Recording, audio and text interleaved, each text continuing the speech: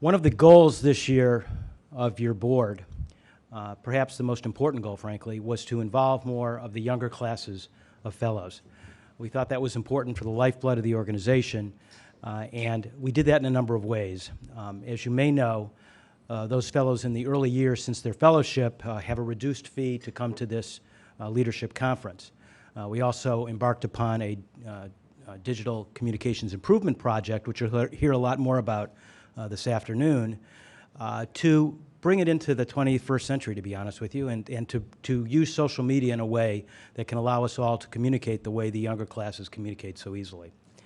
The third thing we did, and perhaps the most important thing, is to really return to John Gardner's vision of taking the fellowship year and learning what we learned so well here in Washington and taking it back to your community and achieving both in your profession and in your community, and to improve it and to allow so many other people to benefit from this experience. That's what the leverage that John Gardner felt about this program would do.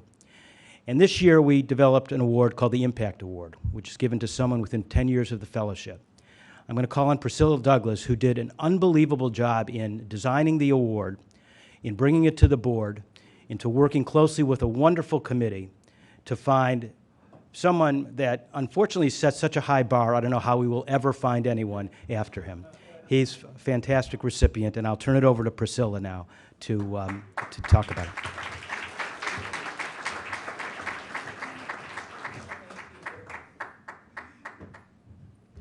So I'm so pleased today to have this honor to tell you about the Impact Award. And you'll probably notice my Boston accent when I say the word impact. There's three pieces that I'd like to do today. One is to tell you about the award and the committee and the criteria. The second is to talk about Robert, and then to invite Robert to come up and accept this award. You have in front of you this beautiful brochure, and in it, it has the committee and also the text of the citation. So let me tell you about the award. John Gardner would truly be pleased today, because the whole idea was for us to go back to our communities and to contribute to our profession and to make an extraordinary achievement, as stated within 10 years. So we put together this committee, and our committee is a cross-functional committee, and it ranges from 1976 to 2006. Scott Burns, Bob Edmonds, Lori Zeffrin, Judy Walter are here today representing that committee. And they did a great job. The criteria, and we talked a lot about this, we chose the word remarkable achievement. Remarkable and transformational achievement early on in the career. We also knew that we wanted somebody who embodied the spirit of John Gardner.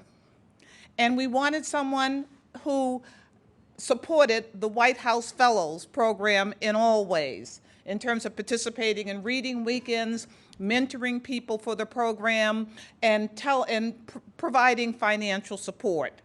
And that's our commitment. That's the criteria for this particular award. We're thrilled that we had a great pool of candidates, and that this year we selected Robert Reffkin for that award.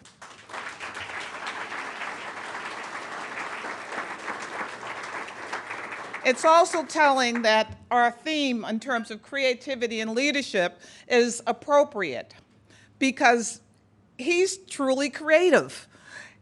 Can you imagine running 49 marathons in, 50 states to raise money for all the things that he believes in? On November 5th, he'll run in the New York City Marathon and raise over $1 million for his philanthropic endeavors.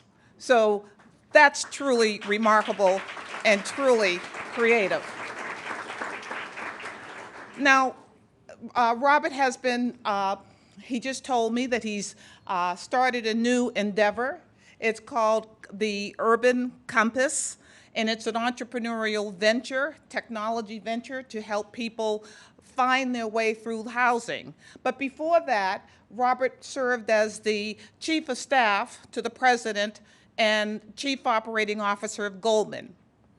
He also has been appointed by Mayor Bloomberg and has served on numerous commissions, and he's also on the board of Montefiore, a hospital in New York as well. But in the words of Langston Hughes, the poetic words of Langston Hughes, life for Robert was no crystal stairs. He was raised by a single mom. He received scholarships. His mom taught him to work hard, not only strive for excellence, but to be excellent, to never give up, and to pay it forward. And in all the things that Robert has done in terms of his mentorship, in terms of creating New York Needs You, which now is going to be New Jersey Needs, expanded to New Jersey Needs You, which provides career development and advice for young kids. And these kids go on to college, which is an extraordinary thing. He's truly paid back through example. So, what else can I tell you about Robert? It's remarkable. Early on in his career, he's a great guy. He truly embodies the spirit of the White House Fellows. And it's my honor, on behalf of all of you, to welcome Robert to the stage to accept the first Impact Award.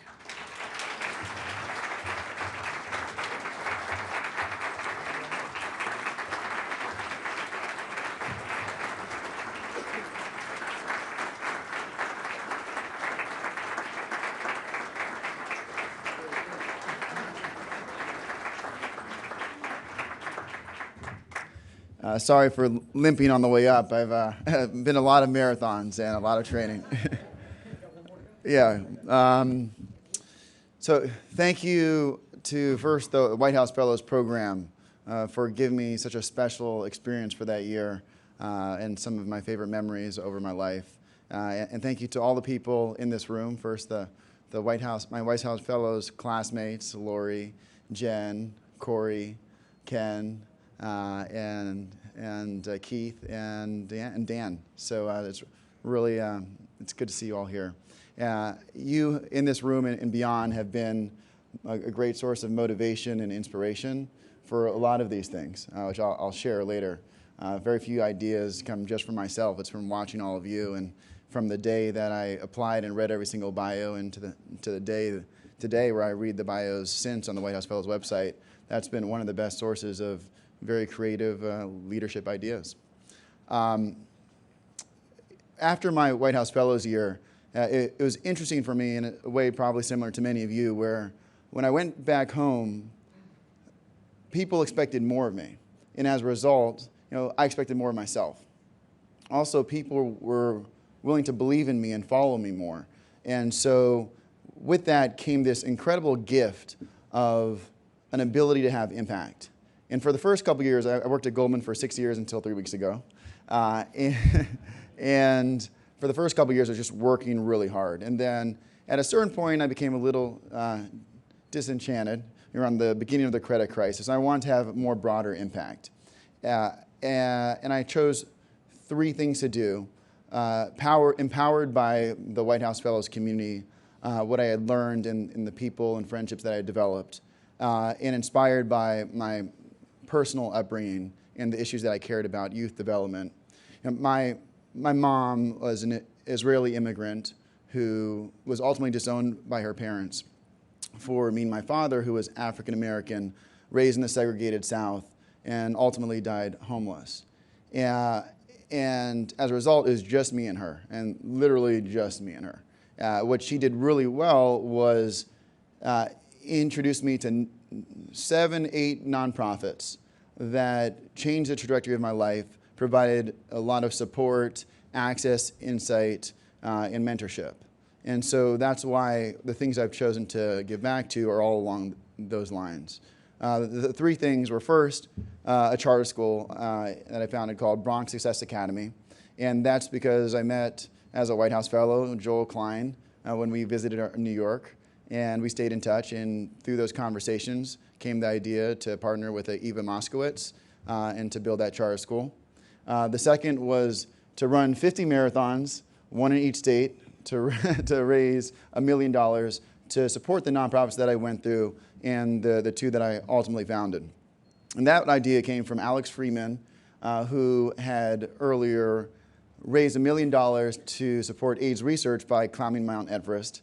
Alex Freeman was a White House Fellow at the time, CFO of the Gates Foundation, and Jamie Metzel. Jamie Metzel had run 25 marathons, and he had said he wanted to run 50. So I said, those are great ideas. Let's combine those two together, and that could be a great fundraising tool. And my mom came to each marathon, and just like she had supported me throughout my life, she supported me then. And whenever she could, she'd kind of walk the 5K.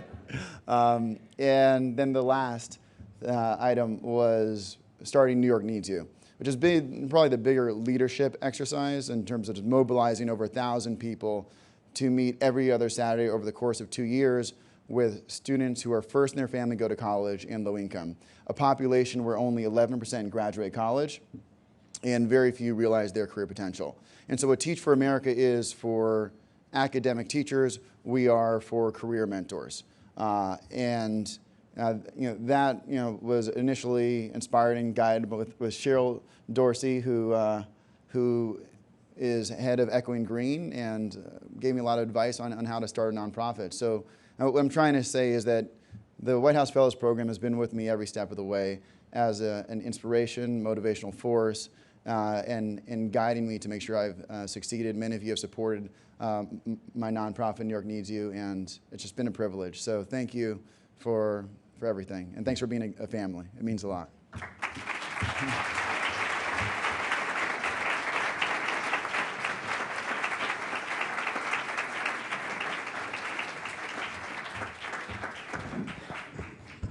Wow. What's he going to be doing 20 years from now? We're right on schedule. A little bit behind schedule, but we have to clear the room again because they've got to clear out the food.